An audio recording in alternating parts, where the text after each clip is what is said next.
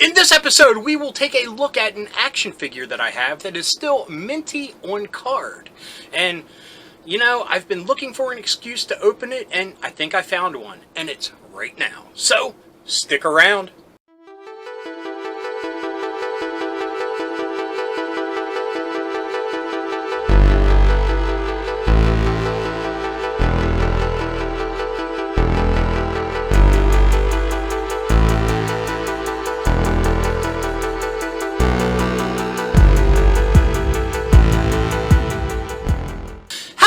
Dorks and Dorkettes, and welcome to It Came From My Side of the Laundry Room.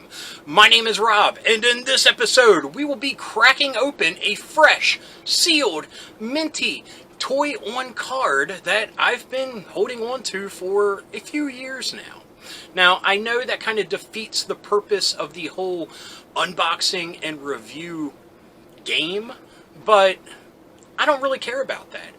I'm looking for an excuse to crack this dude open, and I think I finally found one, and it's just that I want to play with it. And I invite you all to come along while we take a look at it.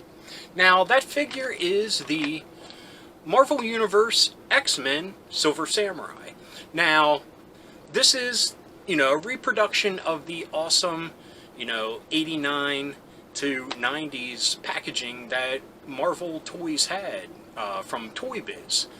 And yeah, for the longest time I'm like, well, I can't open it, it's special packaging. Well, as time has gone on, they've released other ones with this packaging, and honestly, it's just not that special anymore. So, I have no regrets of cracking this dude open and seeing how great he is.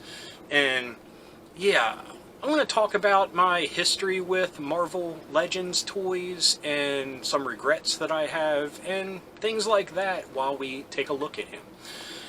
So, sorry, I had to get the dust off of it. That's how long he's been sitting, ready to be freed from his plastic coffin to strike vengeance upon those with his tachyon-fielded katana and wakizashi. And yeah, let's get to it.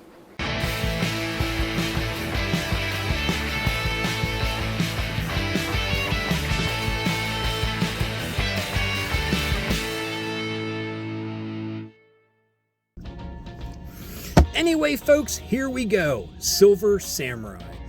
Definitely one of my favorite villains when you discuss Wolverine. I mean, what a perfect counter for Wolverine. Wolverine's berserk, brash nature versus a well-disciplined and calm combatant such as Silver Samurai. Now, I've had this figure for a while. It was a gift from my wife and kids, and this came around the time that I was just starting to dip my toe in the action figure collecting waters again.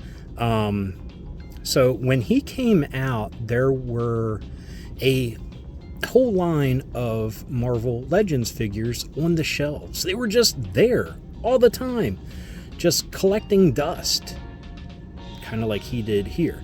But nowadays, you can't find hardly any Marvel Legends figures unless it's tied to a movie and they kind of, stock the shelves a little bit deeper with those. But if I could go back in time, I would buy the figures that I saw around the same time period. The two that I regret not getting the most are Black Knight and the OG Dazzler with the roller skate.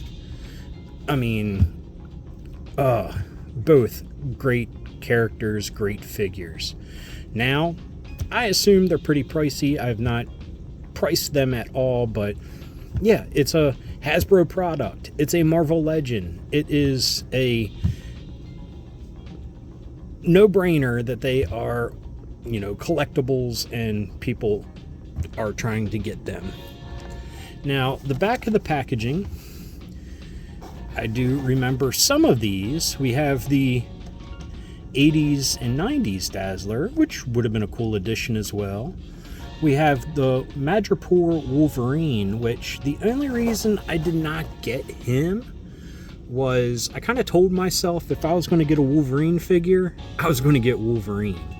Not this one with the painted on mask, which looked weird in figure form because it just kind of looked like fishnets, stockings stretched across his eyes.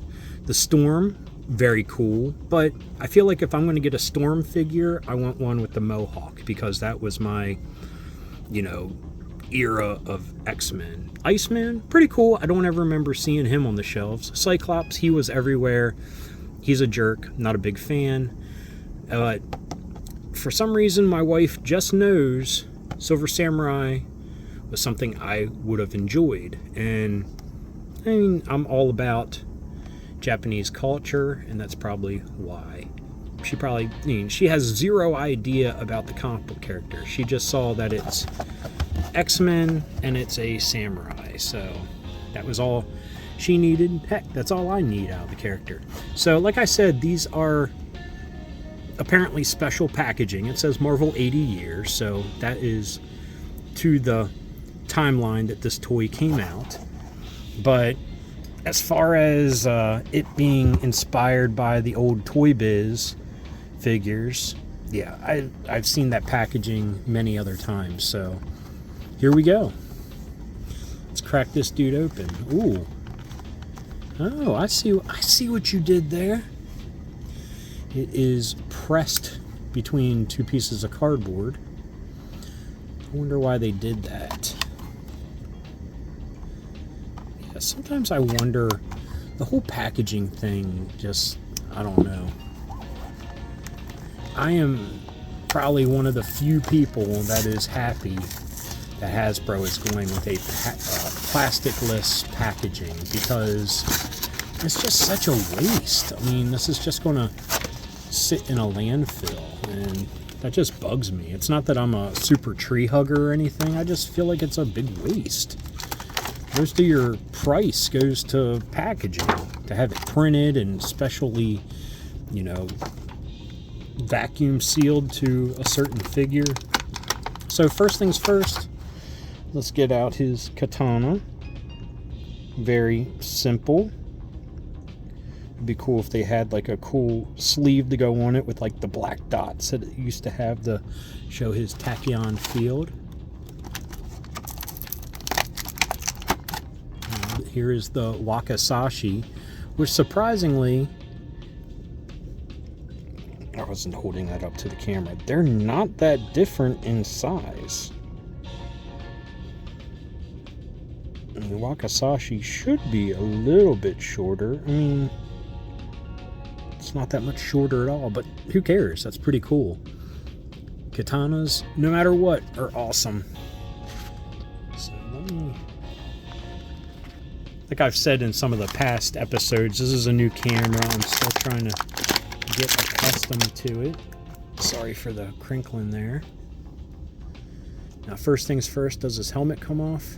No. Oh well, it's still cool. I mean, great sculpting. Where's my lighting? That's the one thing I need to really put some work into, is my lighting. But I love the white eyes.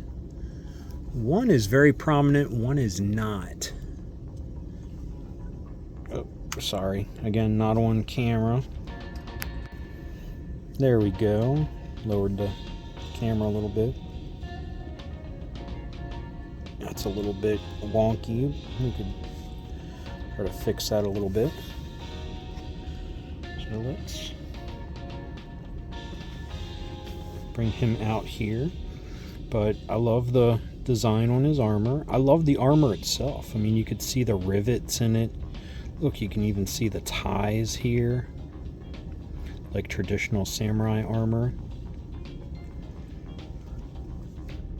I mean, he's just a very simple character, but you don't need anything more than that, really. I've always entertained the notion of trying to paint him like Budo, the G.I. Joe character, but I think he's just way too big and bulky. I mean, the character of Silver Samurai is 6'6" and like 250 pounds without the armor. So it is kind of to that scale. I mean, he's big, he's heavy, kind of fits. So I don't know if it would work so well as a custom G.I. Joe character. That's pretty cool. I like that. Simple rings to put those in, not a scabbard. I like that. So let's put the blades in his hand.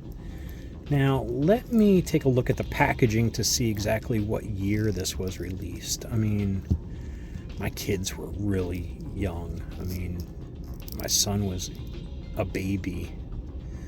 So this has to be maybe 5+ years now.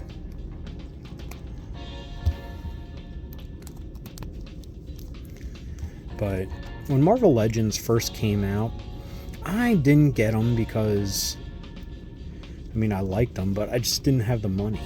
I found a bunch on clearance when KB's was going out of business. So I got a few then, and I'm happy that I do. I need to take them out and display them. But yeah, I've not had a lot of luck finding good figures that I want. Now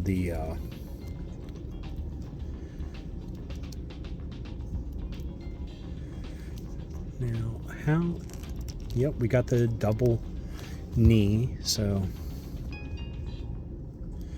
here I go, wasting all this time trying to get them to stand. Now, why do the retro Joes come with stands, but no other Hasbro figures? They would just make life so much easier. Just sell standard figure stands. I mean, they sell the cool ones with the arms and stuff that you can get them to, you know, be like jumping and stuff, but just a standard standing stand with posts. So there he is. Let's see if it says on the back of the package when exactly this came out. Some poses may require additional support. Yeah, no doubt. 2018, so 4 years ago. So 4 years I've been holding on to this dude. So my son was 3 and my daughter was 5. Wow, like this changed so much in those years. But he's a very simple character, very simple action figure. Not a lot to talk about. I mean, great detailing, great molding of like the different folds and stuff of his outfit. Armor looks great. I mean, it's just a good looking figure. Nice and simple. And let me try one pose here to see if it can be done.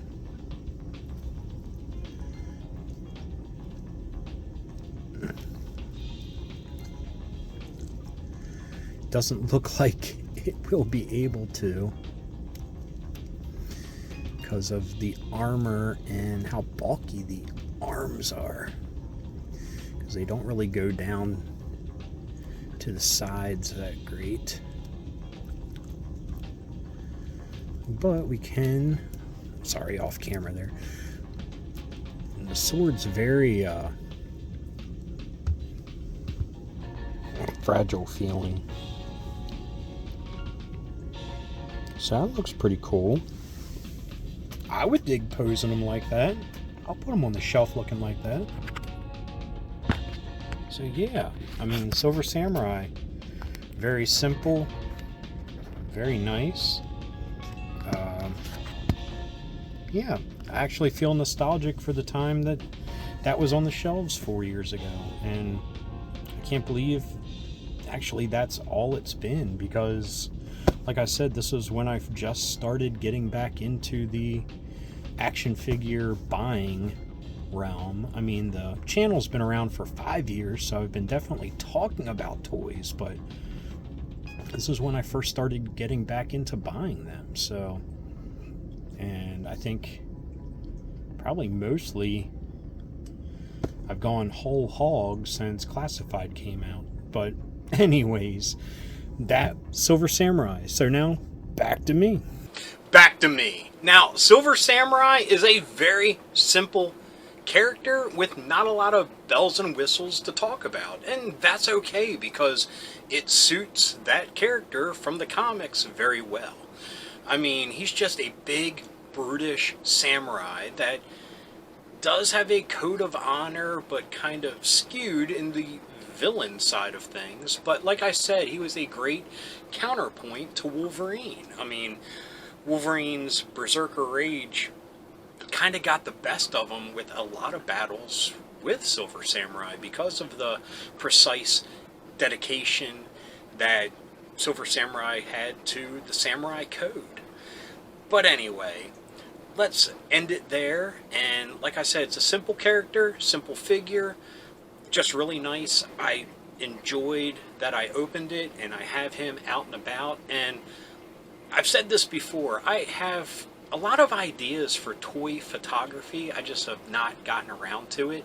But he was one that I have a couple of ideas for with, you know, adding him to different toy lines for cool photo ops. So now that I opened them, and like I've been thinking about for a while, maybe I will get onto that one day, hopefully. But anyway, until then, I hope you enjoyed this episode. If you did, please give me a thumbs up. If you got something to say, please leave a comment. I love reading them, and I love getting back to everybody. And if you're new around here and you enjoyed this episode, or any of the ones that YouTube is recommending down here, please hit subscribe. And if you hit that little bell icon, you will be notified whenever there's a new episode. So anyway, until next time, thanks for watching. Keep being rad, and stay dorky.